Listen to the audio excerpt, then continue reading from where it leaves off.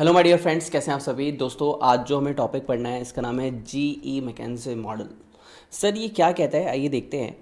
Sir इसने हमें 9 cell के बारे में बताया यहाँ पे। सबसे पहला तो डिफरेंस ये है कि जब हमने पहले ही पढ़ा था तो हमने 4 मैट्रिक्स पढ़े थे ओनली, जिस पे या तो मार्केट शेयर आपका ज़्यादा होगा या मार्केट शेयर कम होगा। दूसरा ऑप्शन हमने देखा था कि मार्केट में आपकी ग्रोथ कैसी है, ग्रोथ या तो ज़्यादा होगी या तो कम होगी, या तो बिल्कुल हाई है या तो बिल्कुल लो है। मार्केट शेयर आपका बिल्कुल हाई है या तो लो है। बट ये मैट्रिक्स कहता है कि यार आप जिस तरीके से बात कर रहे हो ना, मार्केट कभी भी ऐसा नहीं होता या तो बिल्कुल हाई या तो बिल्कुल लो, ऐसा नहीं होता। एक बीच में भी एक लेवल होता है जिसको हम कहते हैं मॉडरेट। तो यहाँ पे एक नया लेवल इंट्रोड्यूस किया गया, पहली बात मीडियम, और यहाँ पे भी एक लेवल इंट्रोड्यूस किया गया मीडियम। अब यहाँ पे बिजनेस यूनिट स्ट्रेंथ। अब पहले वाले में क्या था कि आपका मार्केट शेयर कितना है, मार्केट शेयर कम है या ज़्यादा है, हम इस पर डिस्कस करते थे। लेकिन यहाँ पे सिर्फ हम मार्केट शेयर की बात नहीं करेंगे, हम आपकी यूनिट स्ट्रेंथ की भी बात करेंगे कि ओवरऑल आपकी पोजीशनिंग कैसी है, आपकी स्ट्रेंथ क्या है, आपकी वीकनेस क्या है, ओवरऑल आप में क्या कैपेबिलिटी है। सिर्फ मार्केट शेयर ही सब कुछ नहीं होता। देखो सिंपल सी बात है, जैसे कहते हैं ना कि एक चींटी भी चाहे ना तो हाथी को परेशान कर सकती है। तो यहाँ पे सिर्फ मार्केट शेयर को ही हम नहीं देख सकते, हमें ये भी देखना होगा साथ के साथ कि आपकी पोजीशनिंग ओरिजिनलिटी के साथ कैसी है। मतलब आप दमदार हो क्या। कई बार क्या होता है कि खिलाड़ी छोटा होता है लेकिन बहुत ही पावरफुल होता है। जैसे कहा जाता है कि छोटा सा सचिन तेंदुलकर सर की हाइट बहुत कम थी लेकिन he is a powerful and a great batsman. तो देखन में चोट लागे घाव करे गंभीर। तो पहले वाले मैट्रिक्स में दिक्कत ये थी कि वो सिर्फ साइज़ की बात करता था कि मार्केट शेयर अच्छा है तो बहुत अच्छी बात है, आपको हम स्टार बोलेंगे। मार्केट शेयर खराब है तो हम आपको डॉग बोलेंगे। तो ऐसे नहीं चलना है, आपको हर कैटेगरी में देखना है कि मीडियम नाम की भी कोई चीज़ होती है। प्लस सिर्फ और सिर्फ मार्केट शेयर की बात आप नहीं कर सकते। आइए इसी को ज़रा एक बार देखते हैं कि भैया आपको अपने बिजनेस में कुछ चीज़ें इवेल्यूट करनी पड़ेगी। जैसे आपका साइज़ क्या है, साइज़ की भी हम बात करें, कोई दिक्कत नहीं है। लेकिन आपकी ग्रोथ कैसी है। कई बार कोई बंदा अगर बिजनेस में आएगा तो एकदम से वो एम्पायर नहीं खड़ा कर लेगा, उसकी स्टार्टिंग छोटे शेयर से ही होगी। लेकिन हाँ, ग्रोथ ग्रोथ मतलब आपका जो प्रोडक्ट है वो कस्टमर को कितना पसंद आ रहा है, इस बात को भी ध्यान रखना होगा। शेयर बाय सेगमेंट, कि उस पर्टिकुलर सेगमेंट में जैसे आप वुमेन को, लेडी को, बेबी को, बॉय को, मैन को, जेंटलमैन को, अंकल को, आंटी को, किसको टारगेट कर रहे हो, आपका टारगेटेड कस्टमर कौन है और उसमें आपका मार्केट सेगमेंट कितना है। हम ओवरऑल पॉपुलेशन की बात नहीं कर रहे हैं, हम उस सेगमेंट की बात कर रहे हैं। उस सेगमेंट में आपका शेयर कितना है, आपको कितने लोग पसंद करते हैं। कस्टमर की लॉयल्टी मतलब कि आप पे कस्टमर कितना भरोसा करता है। मान लो आप ऐसा प्रोडक्ट बना रहे हो जो लोगों को बेवकूफ़ बनाने के लिए है कि एक का दो, एक का दो, एक का दो, मतलब आज पैसे लगाओ 2 महीने में डबल लो।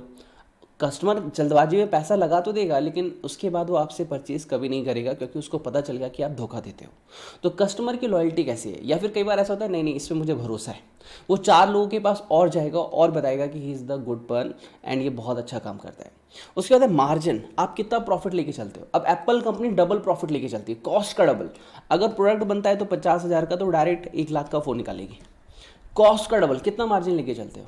क्योंकि कई बार मार्जिन भी इफेक्ट करेगा कि आपका प्रोडक्ट लॉन्ग टर्म में चलेगा कि नहीं चलेगा।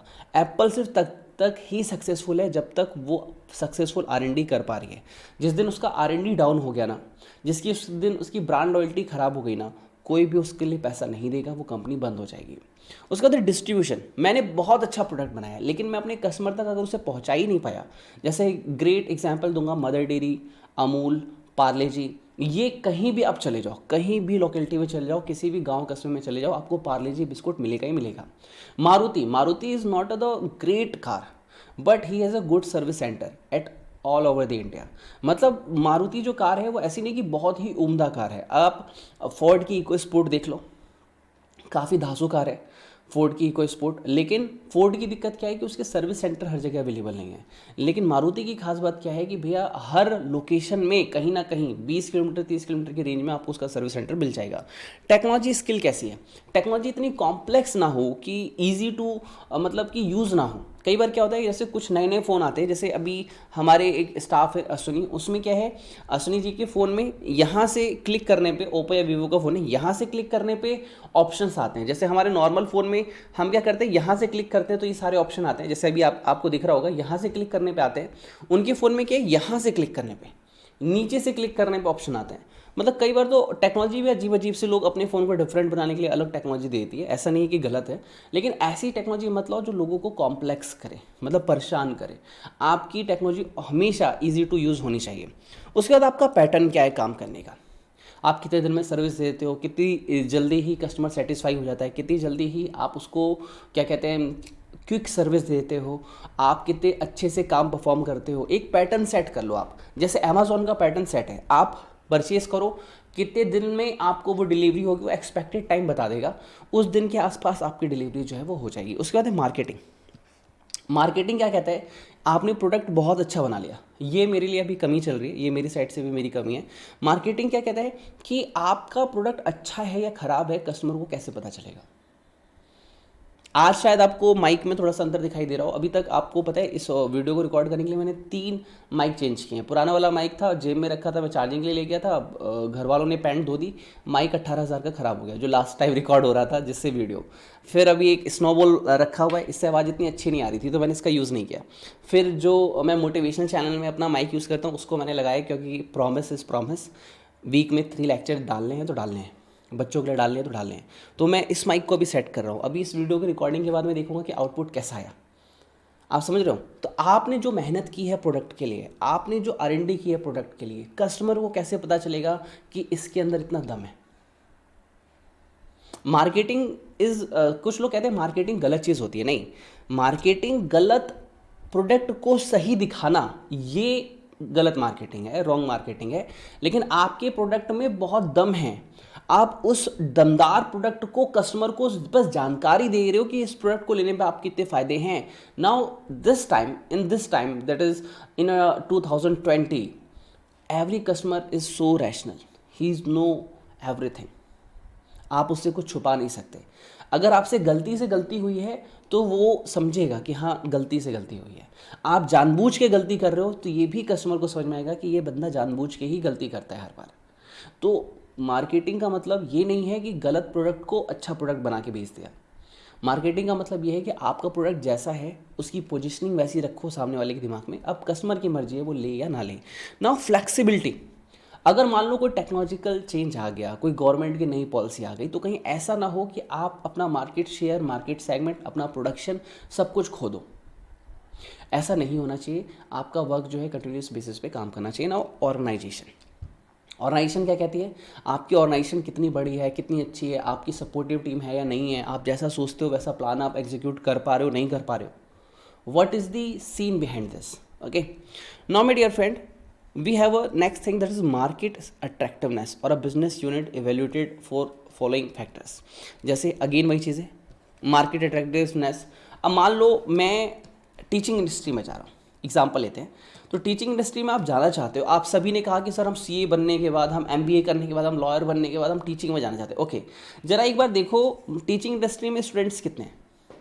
सर अराउंड मान लेते हैं 5 लाख स्टूडेंट है, ठीक। और पॉपुलेशन कितनी है, 150 करोड़। 150 करोड़ का कितना परसेंट है, ये तो इसका 10% भी नहीं है, दैट इज 1.5 करोड़। ये तो 1.5 करोड़ से भी 1.45 करोड़ कम है सर। आप ऐसे सेगमेंट को चूज कर रहे हो। अगर आप इस सेगमेंट में आ रहे हो तो सर नहीं हम तो चलेगा सर, हाँ हम तो करना चाहते हैं सर, हम इसी काम करेंगे। ओके, ग्रोथ देखो सर इसकी कैसी है। सर आपको लिटरली बताऊं, 2010 के कंपैरिजन में 2020 में जो एडमिशन्स थे वो आपकी एजुकेशन में डाउन हो चुके हैं सर। अराउंड 50% जो है वो एडमिशन्स अब कम होते हैं। तो सर ग्रोथ भी नहीं है। कस्टमर सेटिस्फैक्शन लेवल, चलो ठीक है, दोनों बात आपने कह दी कि भैया साइज भी नहीं है, ग्रोथ भी नहीं है। क्या आप जो काम कर रहे हो उससे आपका कस्टमर सेटिस्फाई है। सर शुरू में नहीं था लेकिन अब बहुत है। अच्छा, अब आप अच्छा काम कर रहे हो। ओके, क्या आगे कस्टमर को आप खुश रख पाओगे। ओके, कंपटीशन में आपकी क्वालिटी कैसी है सर, आपका टाइप कैसा है, आपकी इफेक्टिवनेस कैसी है, आपकी कमिटमेंट कैसी है। अब आपने कहा सर नहीं सर टीचिंग में ना नुकसान हो रहा है सर, हम ना CA फॉर्म बनाएंगे। ओके, उसमें हम 4 दोस्त हैं X Y Z और A, हम ना पार्टनरशिप कर लेंगे, ठीक है। 150 करोड़ में कितने लोग हैं जो रिटर्न भरते हैं। तो मेरे हिसाब से अब के समय में कम से कम 70 से 80 करोड़ जो लोग हैं वो रिटर्न भरते हैं। यानी आप 70 से 80 करोड़ में अगर इसका 10% भी उठा लो तो अगर आप 7 से 8 करोड़ लोगों तक भी पहुंच जाओ ना, आप बहुत कमाओगे। So what I want to sharing with you, मैं ये कह रहा हूं कि साइज और ग्रोथ समझो। क्या रिटर्न भरने के लिए अगर हम मतलब सीए फर्म खोलते हैं तो क्या यहाँ पे ग्रोथ है? बिल्कुल है, क्योंकि हर टाइम हर बंदा एक एंटरप्रेन्योर बनना चाहता है, हर बंदा एक बिजनेसमैन बनना चाहता है, हर बंदा ही अर्निंग बढ़ाना चाहता है। इसको बहुत ज़्यादा है, डिपेंड ये करता है कि आप क्या करना चाहते हो। अब बात आई क्वालिटी कैसी दोगे आप। याद रखिए, आप एक बार गलती करेंगे, 2 बार गलती करेंगे, 3 बार गलती करेंगे, अगली बार बंदा आपको मौका नहीं देगा। मैं आपको एग्जांपल देता हूँ। डाटा केबल देखो सर, मैं आपको दिखाता हूँ। दिस इज़ डाटा केबल, और ये डाटा केबल जो है ये आपकी है, मैं बताता हूँ, इलेक्ट्रोलाइन की, ठीक है। जो वो पर्सन यहाँ पे हार्डवेयर का काम मतलब देखते हैं, जैसे कुछ ख़राब हो जाता है ये सिस्टम वगैरह में, तो वो हमें हार्डवेयर ला के देते हैं। अब उन्होंने ये डाटा केबल मुझे 400 रुपये की दी है, ठीक है सर। और जब वो मुझे दे रहे थे उसके बाद भी मैंने उनको पैसे दिए, और मैंने अमेजोन पे इसका रेट चेक किया था पैसे देने से पहले। 200 रुपये अमेजोन पे शो कर रहा है जीएसटी बिल के साथ। ये केबल उन्होंने विदाउट जीएसटी बिल भी मुझे शो की, समझो आप, और 400 रुपये भी लिए। और यहाँ पे वो उनका जो एम्प्लॉय था यहाँ पे आया और यहाँ से गया, उसकी भी किराया मैंने ओला का उनको दिया। तो सोचो मुझे कॉस्ट कितनी पड़ी। यहाँ पे वो यही कह रहा है कि आप क्या क्वालिटी दे रहे हो, क्या सर्विस दे रहे हो। आपको क्या लगता है कस्टमर बेवकूफ़ है? बिल्कुल नहीं है। कस्टमर हर चीज़ को जानता है, लेकिन वो बस ये देखता है कि आपकी नीयत साफ़ है या नहीं है। अगर नीयत साफ़ है तो उसे एक बार, 2 बार, 3 बार, 1 साल, 2 साल में पता चल जाएगा। लेकिन उसे लगेगा कि आप लापरवाही की दुकान हो, आप हमेशा ही गलत काम करते हो, वो आपसे बात करना बंद कर देगा। इसलिए कोशिश करो अपने आप को इम्प्रूव करने की। गलती होगी इनिशियली, आप किसी भी फील्ड में जाओगे, आप सीए फर्म में जाओगे, आप टीचिंग में जाओगे, आप जॉब करने जाओगे, गलतियां होंगी मेरे भाई। शुरू के 3 साल तो गलतियां का आप ढोर होगे एकदम पिटारा, बहुत गलतियां होंगी आपसे। लेकिन एक चीज़ और रखनी है कि जो लास्ट टाइम गलती की थी उसे अगली बार रिपीट नहीं करना है। हर बार अपने आप को बेहतर बनाना है, हर बार अपने आप को बेहतर बनाना है, हर बार अपने आप को बेहतर बनाना है, और एक नेक्स्ट लेवल पे लेके जाना है। तो that is effectiveness and your commitment. Okay, now my dear friend, price level कैसा है आपका? एक तो साइज छोटा, ऊपर से ग्रोथ कम, ऊपर से आप प्राइस कर रहे हो 1 करोड़ रुपए। कौन लेगा यार? कोई नहीं लेगा। अब रिटर्न भरने के सर अलग अलग रेट है, मैं बताता हूँ। कुछ बंदे 500 रुपये में, मैं देखता हूँ टैंपलेट नेहरू प्लेस है उधर एक, वहाँ 500 रुपये में रिटर्न भरी जाती है। ओके, कुछ लोग 2000 रुपये लेते हैं।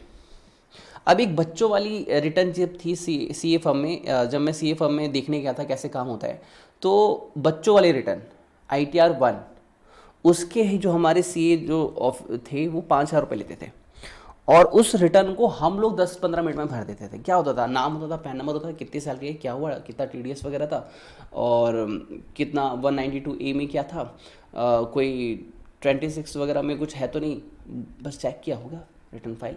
अगर टैक्स पे करना है तो टैक्स पे करवा दो, नहीं है तो कोई बात नहीं।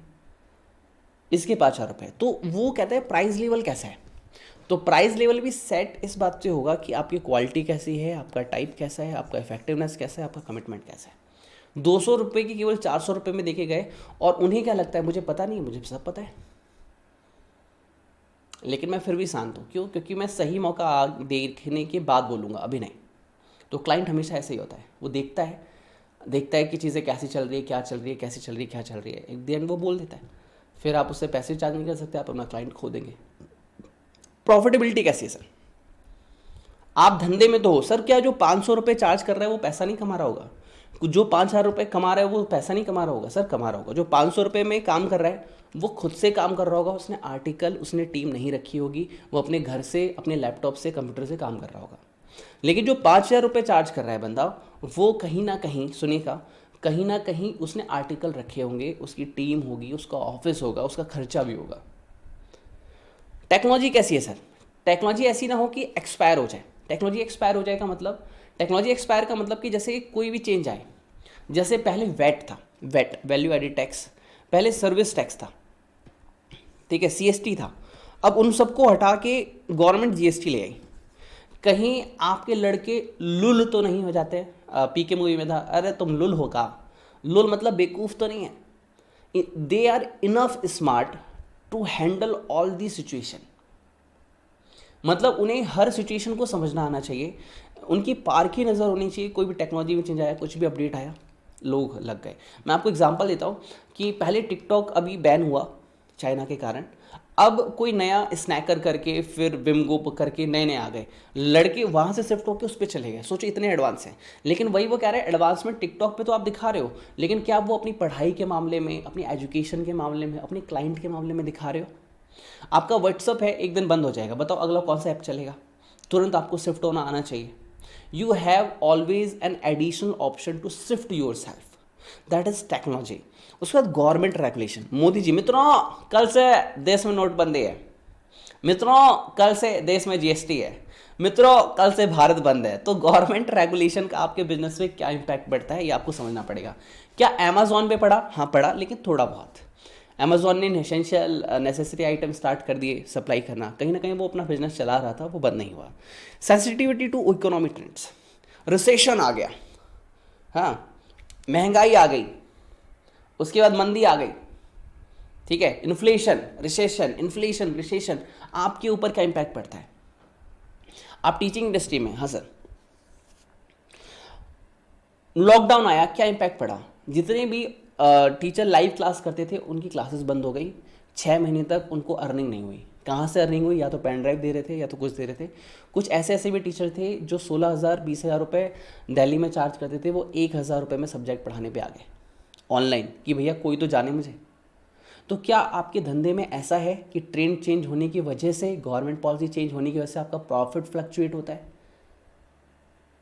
अगर है तो उस धंधे में सोच के जाना। ऐसा मत सोचना कि अपन तो बस बाप है सबका, ऐसा कुछ नहीं है। वक्त की मार सबको पड़ती है, इसलिए understand situation on every side. Sir CA firm को क्या फ़र्क पड़ा? मैं बताता हूँ, कुछ भी फ़र्क नहीं पड़ा। क्लाइंट आज पैसे नहीं देगा, कल पक्का देगा। मैंने भी अपने सीए को अभी फ़िलहाल नहीं दी फर्म, मतलब वो भी जो मेरी रिटर्न फाइल करते हैं मेरे सीए विपिन नाम है उनका, तो मैंने उनको पैसे अभी नहीं दिए। उनकी फ़ीस जानी है, शायद इस महीने अगले महीने में दूंगा उनको। मैं एक ही बार मतलब 3-4 महीने की एक साथ दे देता हूँ। तो मेरी अगर नहीं गई है तो एक साथ जोड़ के मैं दूंगा। मैं ये नहीं कह सकता कि रिसेशन था, मंदी थी, लॉकडाउन था तो मैं आपके पैसे नहीं दूंगा। मेरी सेल नहीं हुई, मेरी रिटर्न जरूरी थी, तो मैंने, हाँ उन्हें देने ही पड़ेंगे। हाँ थोड़ा लेट जाएगा लेकिन जाएगा। तो हम दोनों के काम में फ़र्क है। अगर लॉकडाउन है तो हम लोग की सेल रुक गई, लेकिन वहाँ पे सीए फर्म में पैसे देने ही पड़ेंगे आपको, because their articles are working for me. Sir इतना क्यों समझा रहे हो? दोस्तों यही तो गलती आप करते हो। सेल्फ स्टडी करो या कोई भी टीचर पढ़ाए, आपका राइट है और उस टीचर का भी फ़र्ज़ बनता है। मेरे अंदर भी शायद ये कमियां रही होंगी, लेकिन मैंने इसको इम्प्रूव कर लिया है कि हर एक शब्द को बताते हुए चलो, ताकि बच्चा जब क्वेश्चन आए तो घबराए नहीं, उसके अंदर इतना ज्ञान हो, इतनी नॉलेज हो कि वो उसको रिप्रोड्यूस कर सके। ठीक है, मैंने आपको इनफ बताया, 20 मिनट्स बता दिए इसके ऊपर। अब आइए इन चीज़ों को देखते हैं। तो आपने इंडस्ट्री अट्रैक्टिवनेस समझ लिया, आपने बिजनेस यूनिट स्ट्रेंथ समझ लिया, इसने भी हाई मीडियम लो हो गया, हाई मीडियम लो हो गया। तो वो कहता है कि अगर बिजनेस यूनिट स्ट्रेंथ आपकी हाई है और आपकी इंडस्ट्री अट्रैक्टिवनेस हाई है तो आप ग्रो करो, अपने बिजनेस को बढ़ाओ, कोई दिक्कत नहीं है। फिर इसने कहा कि अगर बिजनेस यूनिट स्ट्रेंथ आपकी मीडियम है और आपकी यहाँ पे इसने कहा कि इंडस्ट्री एक्टिवनेस हाई है तो भी ग्रो करो, लेकिन अगर बिजनेस यूनिट स्ट्रेंथ आपकी लो है, आपके अंदर कैपेबिलिटी नहीं है और इंडस्ट्री अट्रैक्टिवनेस हाई है तो आप रुक जाओ। अभी आप ग्रोथ के ऊपर पैसे मत लगाओ, अभी आप अपनी पोजीशन को बरकरार रखो। वैसे यहाँ पे अपनी पोजीशन को बरकरार रखो। हार्वेस्ट यानी थोड़ा पैसा कहीं से बेचो और अपने धंधे पे लगाओ। अपने बिजनेस को बचा नहीं पा रहे हो, होल्ड मतलब आप बिजनेस को रोक के रखो। हार्वेस्ट का मतलब क्या होता है कई बार कि आप पैसे को रोक नहीं पा रहे हो, आप धंधे को ग्रो नहीं कर पा रहे हो, तो उसको बैलेंस करने के लिए कहीं से पैसा उसमें लगाना पड़ेगा। एक होता है डाइवेस्ट, एक होता है हार्वेस्ट, उसमें थोड़ा थोड़ा पैसा लगाओ ताकि आपकी पोजीशन वापस आ सके। ये था आपका ओवरऑल मैट्रिक्स, ठीक है सर। तो ये हमने जो है यहाँ पे पढ़ लिया है। अगर आप चाहते हो मैं इसकी रीडिंग दूँ तो एक रीडिंग मेरी साइड से हो जाए यहाँ पे। अच्छा एक काम और करना, वीडियो को लाइक और कमेंट जरूर करना और बताना इस माइक का साउंड अच्छा है क्या। अगर ये माइक ही अच्छा लग रहा है, आवाज़ अच्छी आ रही है, पिछले से कंपैरिजन करना ऑडियो को सुन के। अगर इसमें ज़्यादा अच्छा लग रहा हो तो मुझे फीडबैक देना। मैं क्या करूँगा, इसी का एक और दूसरा भाई मंगा के यहाँ पे सेटअप में इसको यूज़ कर लूँगा, ठीक है। Okay, the GE McKinsey matrix template in a 9 cell, this is 9 cell 3x3 matrix used to perform business portfolio analysis as one of the step in the strategic planning process. It can be used in conjunction with or as an alternative to other tools such as SWOT analysis and Boston Consultancy Group. Sir SWOT तो आपने बताया नहीं, बताऊंगा, क्या दिक्कत है। अभी इसके बाद वही बताना। और BCG जो था हमने सीख लिया था, जिसमें हमने बात की थी स्टार की, डॉग की, काउ की और क्वेश्चन मार्क की। ठीक, उस वाले मैट्रिक्स को कह रहा है, उसका अल्टरनेटिव है, ये बेस्ट है, इसमें 9 सेल्स हैं। G McKenzie matrix differ from other tools. Unlike a BCG matrix template, it uses multiple factors to define industry attractiveness and business unit strength and therefore overcome one of the main BCG matrix limitations. कह रहे BCG की गलती थी, वो high low check करता था और सिर्फ दो ही बातें चेक करता था, मार्केट शेयर और इंडस्ट्री की ग्रोथ। लेकिन यहाँ पे मल्टीपल फैक्टर्स को चेक किया जाता है, इसलिए ये उससे बेस्ट बन जाता है। Okay, G McKinsey matrix identify the optimum business portfolio as one that matches the company strength to the most attractive industry sector or markets. Thus, the objective of the analysis is to position each SBU on the chart depending upon the SBU strength and the attractiveness of the industry sector or market on which it is focused. Each axis divided into low, medium and high. 3x3 9 cell. Okay, चलिए sir, ये हो गया। अब बात करते हैं short analysis की। आइए सर, अच्छा शॉर्ट के लिए मैं और भी चीज़ें आपको बताऊँ क्या? चलो अभी मैं बताता हूँ, पहले यहाँ पे आते हैं। शॉर्ट एनालिसिस क्या बोलता है? Strength, weakness, opportunity and threat. पहले इसका बेसिक मीनिंग समझते हैं। Strength, weakness, opportunity and threat. And on the other hand my dear friend, strength is the inherent capability, weakness is the limitation within the organisation, यानी inherent limitation, opportunity is favourable condition and threat is unfavourable situation. सबसे पहले तो ये 4 words जो हैं इनको mind में setup कर लीजिए। ये जो 4 वर्ड्स है इसे दिमाग में फिक्स कर लीजिए कि हम क्या बोल रहे हैं, क्या समझने जा रहे हैं। स्ट्रेंथ का मतलब है मेरी खुद की ताकत, इनहेरेंट कैपेबिलिटी, मेरी खुद की ताकत। वीकनेस मतलब इनहेरेंट लिमिटेशन, मेरी खुद की कमी। उसके बाद opportunity, favourable condition in the environment. Threat मतलब unfavourable condition in the environment. Sir आगे बिल्कुल नहीं पढ़ना है, I need this key words in your language. 5 बार रिवाइज करेंगे, एक बार दोबारा से हो जाए। स्ट्रेंथ मतलब इनहेरेंट क्या? कैपेबिलिटी। वीकनेस मतलब इनहेरेंट लिमिटेशन। स्ट्रेंथ मतलब इनहेरेंट कैपेबिलिटी एंड वीकनेस मतलब इनहेरेंट लिमिटेशन। एक बार दोबारा से, स्ट्रेंथ मतलब इनहेरेंट कैपेबिलिटी, वीकनेस मतलब inherent limitation. Okay, now my dear friend, दोबारा से बाहर की बात करते हैं। स्ट्रेंथ हो गया, वीकनेस हो गया, अपॉर्चुनिटी एंड थ्रेट। अपॉर्चुनिटी मतलब मार्केट में फेवरेबल कंडीशन एंड थ्रेट मतलब मार्केट में अनफेवरेबल कंडीशन। दोबारा से एक बार, मार्केट में favourable condition is opportunity, market में unfavourable condition is threat. Sir ये मतलब तो समझ में आ रहा है थोड़ा थोड़ा, लेकिन इसको लॉजिकल माइंड में फीड करिए ताकि हम एग्जाम में रिकॉल कर पाएँ। बिल्कुल सही बात, that's why I am here. देखो सर, अपॉर्चुनिटी का मतलब क्या है? मार्केट में मेरे लिए अपॉर्चुनिटी क्या है? जैसे मैं आपको एग्जांपल देता हूँ, सीए फर्म की इस लो की बात करते हैं। मार्केट में काम कम हो गया, फीस तो उन्हें मिलेगी, ऐसा नहीं है कि क्लाइंट छोड़ के गया सीए फर्म को, लेकिन फीस तो मिलेगी, लेकिन फिलहाल नहीं मिल रही है, तो जेब उनकी खाली चल रही है। तो बहुत सारे टीचर ने क्या किया, मतलब बहुत सारे सीए ने क्या किया, उन्होंने क्या किया, वो टीचिंग में पहले तो नहीं थे, वो फिर टीचिंग में आ गए सारे उठ के कि यार अभी तो खाली बैठे हैं, कोई सब्जेक्ट जो अच्छा है वो स्टार्ट कर देते हैं, अगर चल गया तो बल्ले बल्ले हम भी एक टीचर बन जाएंगे। ओके, तो अपॉर्चुनिटी क्या थी कि मार्केट में आप आ सकते हो टीचिंग करने। थ्रेट क्या है? थ्रेट ये है कि भैया हमें अब काम नहीं मिल रहा है, हमें पैसे नहीं मिल रहे हैं। अनफेवरेबल क्या है? Lockdown, corona virus. फेवरेबल क्या है कि हम ऑनलाइन कोई भी प्लेटफॉर्म चूज कर सकते हैं। ओके, स्ट्रेंथ और वीकनेस की बात करते हैं। स्ट्रेंथ ये है कि मैं अभी खाली बैठा हूँ, आइडल बैठा हूँ, मैं कोई सब्जेक्ट स्टार्ट कर देता हूँ पढ़ाना।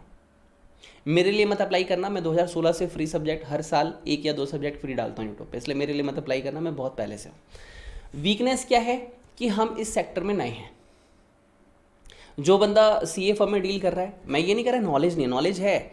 देखो, नॉलेज होना, डिग्री होना और एक टीचर होना अलग अलग क्वालिफिकेशन है, अलग अलग क्वालिफिकेशन है। डिग्री आपके पास बहुत सारी है, आप सीए, आप सीएस, आप सीएम, आपके पास रैंक है, आपके पास सब कुछ है।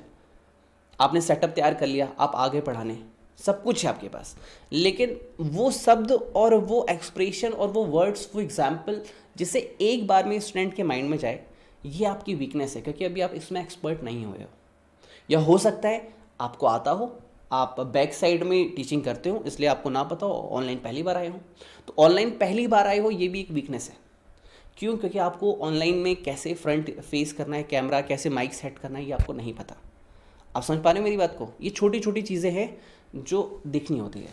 तो शॉर्ट एनालिसिस में मुझे क्या समझ में आया, अब तक आपने एग्जांपल दिया सीए फर्म के सीए का जो कि टीचिंग में आ रहे हैं, उसको आपने समझाया, ठीक है, लेकिन हमें प्रैक्टिकल एग्जांपल भी चाहिए। Definitely I will give, wait for few minutes.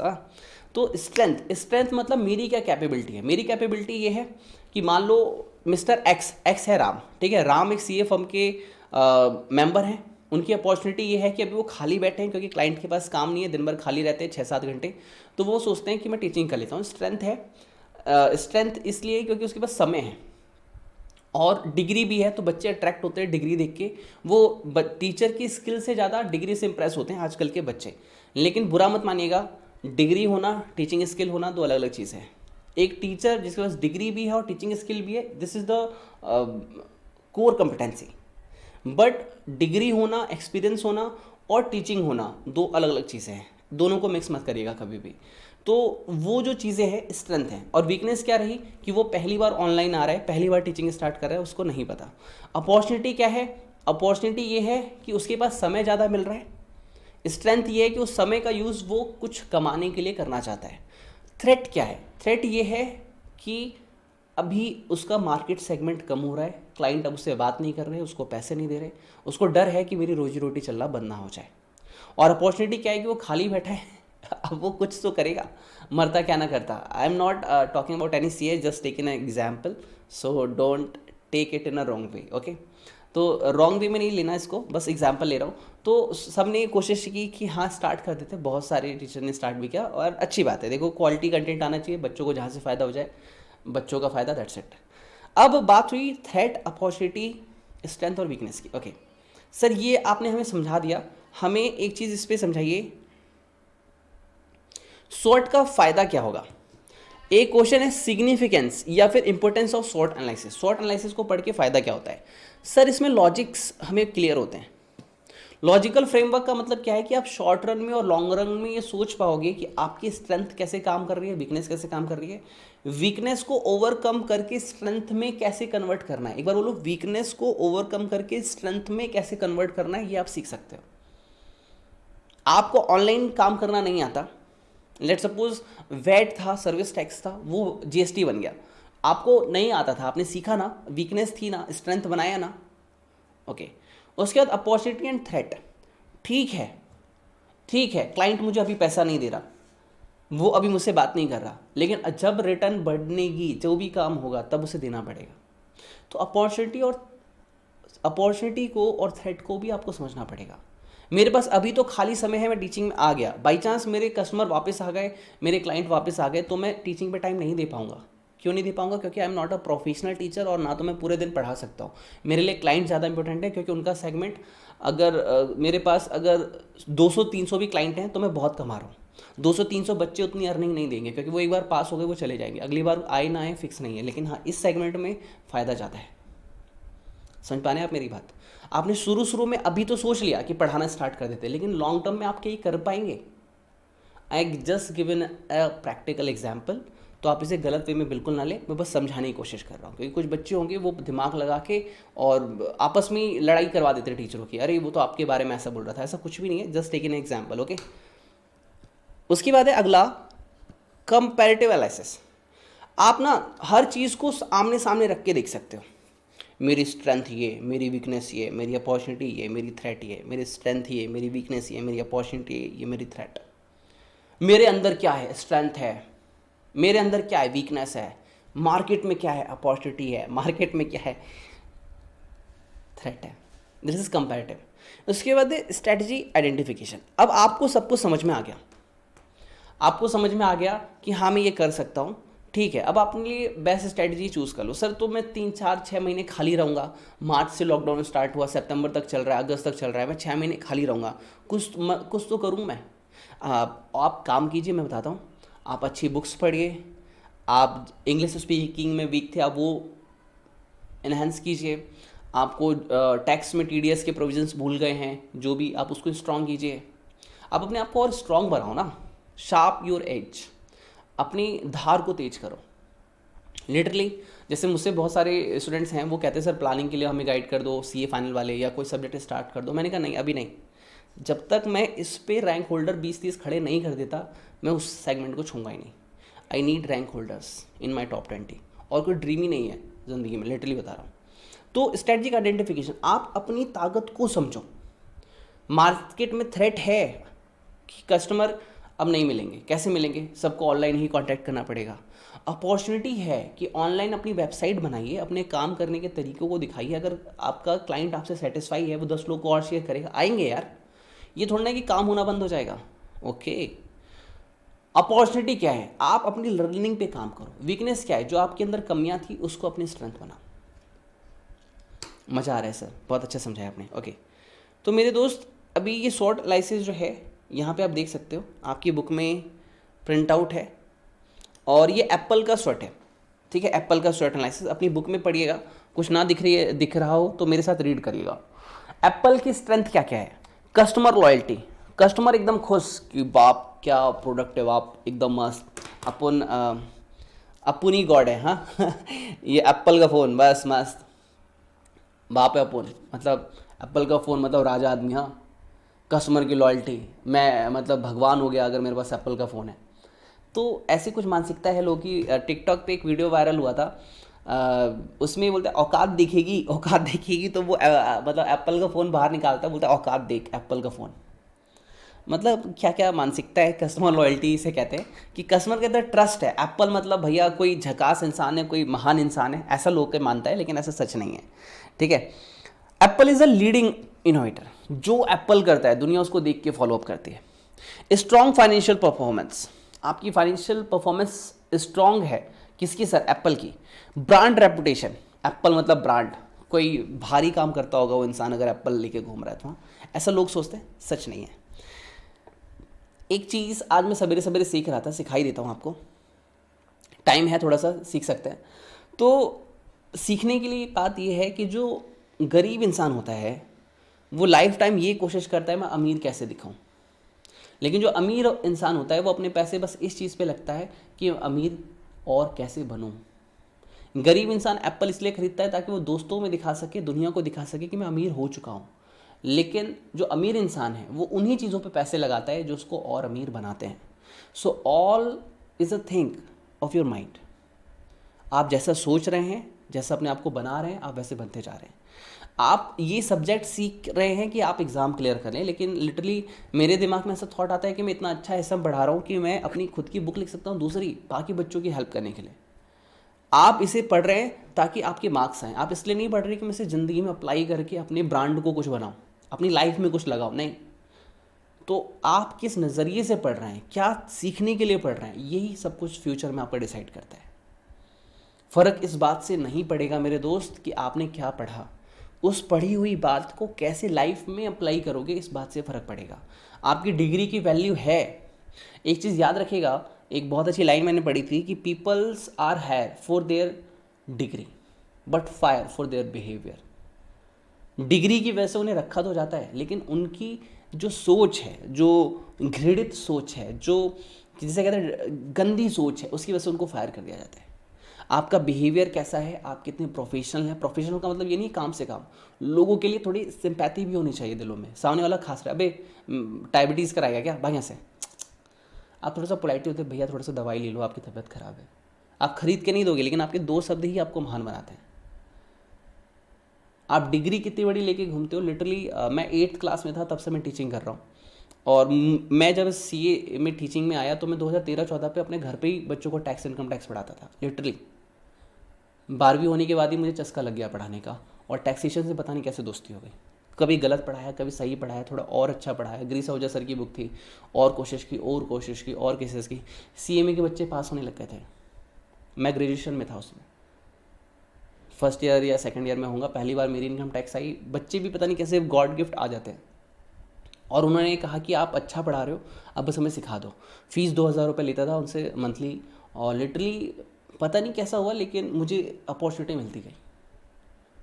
Degree से ज़्यादा यही मायने रखता है कि अब आपकी नॉलेज मैं आपको सिखा रहा हूँ, आप उसे सीख के जाएंगे, लाइफ में अपनाएंगे, बहुत फ़ायदा करेगा। आप इसे सिर्फ रट लेंगे, एग्ज़ाम क्लियर करना है, फ़ायदा नहीं करेगा। इसको अप्लाई करिए यार लाइफ में। इसलिए मत पढ़िए कि दुनिया को दिखाना है, इसलिए पढ़िए कि अपनी लाइफ को चेंज करना है। चलो बाबा का प्रवचन बंद करते हैं। कुछ बच्चों को पसंद आता है, वो थैंक यू भी बोलते हैं, कुछ बच्चे नाराज़ होकर डिसलाइक भी मारते हैं, अब ये प्रवचन देगा तो हमें चुपचाप से पढ़ा ले। सॉरी। आते हैं रिटेल स्टोर्स, जहाँ उनकी ब्रांडिंग है वहाँ वो अपना रिटेल स्टोर रखते हैं कि आइए हमारे वॉच कीजिए, फ़ोन को, अगर आपको पसंद आए तो लेके जाइएगा। Strong marketing and advertising team. Advertisement बड़ा खतरनाक होता है। अब मेरा जो पेड कोर्स है उसमें तो मैं दिखाता हूँ हर चीज़, यहाँ पे तो नहीं दिखा सकता, लीगल स्ट्राइक आ जाएगा। तो एडवर्टीजमेंट बड़ा धांसू होता है। अब ये जो फ़ोन है, लिटरली बुरा मत मानिएगा, तारीफ़ कर रहा हूँ मैं एप्पल की, क्योंकि कुछ बच्चे कहेंगे सर आप दिखा रहे हो। एक्चुअली एप्पल के फ़ोन को अब तक मेरे से ये 10-20 बार गिर चुका है, लिटरली गिर चुका है। अभी लास्ट वीक भी गिरा था, हल्का से यहाँ पे स्क्रैच आया, लेकिन फ़र्क नहीं पड़ा क्योंकि उसके ऊपर कुछ कवर वगैरह था। तो इसकी टेक्नोलॉजी इस तरीके से बनाई गई कि गिरा बहुत महंगा है, मैंने सुना था कि गिर जाता है, सीख नहीं होता, ये अपने आप ही चलता है, कोई दिक्कत नहीं है। कैमरे की और क्वालिटी की इतनी अच्छी एडवर्टीजमेंट करते हैं ये लोग कि सामने वाला देख के फ़ैन हो जाता है, भाई खाऊंगा नहीं लेकिन लगाऊंगा एप्पल ही। मतलब सब कुछ छोड़ दिया, कहते हैं ना इसे किडनी बेचनी पड़ जाती है एप्पल के चक्कर में। तो वो यही कहता है कि एडवर्टीजमेंट बहुत अच्छा है, स्ट्रेंथ। ओके, अब आगे बात करते हैं वीकनेस, हाई प्राइस है। लोग आपसे डरते हैं क्योंकि आपका प्राइस बहुत ज़्यादा है। कहते हैं किडनी, कितनी किडनी बेचनी पड़ी, दोनों किडनी बेच दी सर एप्पल के चलते। आप ऐड देखना, कुछ लोग इसका बनाते हैं मजाक। इनकम्पेटिबल विथ डिफरेंट ओएस, बाकी सिस्टम से ये कंपेयर नहीं करता। अगर मुझे इसको, अगर मैं ये सिस्टम जो चल रहा है, ये चल रहा है आपका विंडो, अगर मैं ये अटैच करूँगा वो अटैच नहीं होगा, वो सपोर्ट ही नहीं करेगा। इसके लिए एप्पल वाले प्रोडक्ट एप्पल से ही अटैच होते हैं, ये इनकी दिक्कत है। डिक्रीजिंग मार्केट शेयर, आपका मार्केट शेयर सर घट रहा है, क्यों? वन प्लस जैसी कंपनियां जो है आगे आ रही हैं और आपको पीछे कर रही हैं। पेटेंट इन्फ्रिंजमेंट, आप हर चीज़ का पेटेंट अगर नहीं कराएंगे ना तो सैमसंग, वन प्लस, बाकी लोग जो है आपकी चीज़ें चुरा के ले जाएंगे। Further changes in the management ही बदलता रहता है। कभी स्टीव जॉब्स सर थे, स्टीव जॉब्स के बाद टीम कुक आ गए। अब टीम कुक भाई साहब आए, लेकिन वो वाली बात जो एप्पल सर करके गए थे, सॉरी स्टीव जॉब्स सर करके गए थे, वो टीम कुक नहीं ला पाए। कर रहे हैं, अच्छा कर रहे हैं, लेकिन जो इनोवेशन स्टीव जॉब्स ला के गए, उसी का मेहनत का आज ये लोग खा रहे हैं। अदरवाइज इन लोगों में वो वाली बात नहीं है जो स्टीव जॉब्स में थी। Defects of a new product, अगर आपके प्रोडक्ट में कमी आएगी ना तो आपकी ब्रांड वैल्यू खत्म हो जाएगी। एक छोटी सी गलती इसकी सुना है मैंने, लेने से पहले बहुत R&D की थी इस पर। मैंने सुना था कि अगर इसका एक चार्जर का ये प्लग ख़राब हो गया ना, 15-20 हज़ार रुपये लग जाते हैं एक चार्जर का प्लग ठीक कराने में। इसकी हल्की सी चीज़ की रिपेयरिंग कॉस्ट बहुत ज़्यादा होती है। Long term gross margin decline, आपका जो लंबी समय का प्रॉफिट था ना स्टीव जॉब्स सर की डेथ के बाद, अब वो कम हो रहा है। लोग खरीद रहे हैं, मैं ये नहीं कह रहा खरीद नहीं रहे, ब्रांड वैल्यू अभी भी है, लेकिन वो वाली बात अब नहीं है। कोई दूसरा बंदा स्टीव जॉब्स की जगह लेने के लिए होना चाहिए। अपॉर्चुनिटी क्या क्या है? High demand of iPad and iPhone, लोग आईपैड और आईफोन के दीवाने हैं। हाँ, emergence of the new provider of the application processors, growth of tablet and smartphone markets, obtaining patent through acquisition, strong growth of mobile advertising market, increase in the demand for the cloud based service। यानी app वगैरह लोग बहुत ज़्यादा कर रहे हैं, create कर रहे हैं, और आप उसे रखते हो, उस पर फ़ायदा होता है। थ्रेट क्या क्या है? रैपिड टेक्नोलॉजी चेंजेस, टेक्नोलॉजी हर साल बदल जाती है, चीज़ें इतनी R&D करते हैं, इतना सब कुछ करते हैं, टेक्नोलॉजी बदल जाती है, कोई फ़ायदा नहीं रहता। स्ट्रॉन्ग डॉलर, डॉलर की वैल्यू बढ़ रही है। लेट सपोज पहले डॉलर 50 का था, अब 60 का हुआ, ठीक है सर, और अब मान लो 80 रुपये का हो गया। जैसे जैसे डॉलर की वैल्यू बढ़ेगी, एप्पल का फ़ोन भारत में महंगा मिलेगा, महंगा मिलेगा तो लोग फिर कहेंगे प्राइस बढ़ा दिया। एंड्रॉयड ओएस ग्रोथ, एंड्रॉयड का जो सिस्टम है वो ज़्यादा फास्ट बढ़ रहा है आपके कंपैरिजन में, वो उतनी अच्छी सर्विस देने लग गए। वन प्लस वाला, मेरे पास वन प्लस भी है, ये देखो सर वन प्लस है, 70 मॉडल है, और लिटरली मुझे इससे भी कोई डिससेटिस्फैक्शन नहीं है, बहुत ही अच्छा काम करता है। और जो मेरे ऑफिस का फ़ोन है वन प्लस 6 है वो, और उसमें तकरीबन 3000, 3500, 4000 बच्चों के कॉन्टैक्ट नंबर हैं जो व्हाट्सअप पे मैसेज करते हैं, और व्हाट्सअप बस 1 सेकंड 10 सेकंड के लिए हैंग होता है, क्योंकि एक ही साथ 100, 200, 500 मैसेज आते हैं जब भी नेट ऑन होता है। अदरवाइज़ बहुत ही अच्छा परफॉर्मेंस है एंड्रॉयड का भी। वही वो कह रहा है, Samsung Galaxy phone growth, Samsung की ग्रोथ हो रही है, और अब तो वन प्लस भी डाल दो सर, वन प्लस की भी ग्रोथ हो रही है साथ में। And computers moves in online music market. अब वो आईपैड के दीवाने नहीं रहे, क्योंकि अब सारा जैसे सावन म्यूज़िक हो गया और अलग अलग जो ऐप आते हैं उनके थ्रू लोग म्यूज़िक सुन लेते हैं, तो आपकी अब इतनी ज़्यादा ज़रूरत रही नहीं है, इसलिए वो कह रहे हैं थोड़ा सा सावधान हो जाओ। दोस्तों आज के इस पार्ट को यहीं पे रोकते हैं। Wish you all the best, God bless you, take care and bye bye. और नेक्स्ट पार्ट में हम क्या करेंगे सर, नेक्स्ट पार्ट में हम टॉस मैट्रिक्स डिस्कस करेंगे। ओके, इसका भाई है टॉस, क्या होता है कैसे होता है नेक्स्ट पार्ट में डिस्कस करेंगे। ओके, अलविदा चाहूँगा, wish you all the best, God bless you, take care and bye bye. And पढ़ते रहिए, सीखते रहिए, और लाइफ में बस इसलिए मत पढ़िए कि डिग्री चाहिए, इसलिए पढ़िए कि लाइफ को चेंज करना है और एक नेक्स्ट लेवल पे जाना है। Okay, thank you.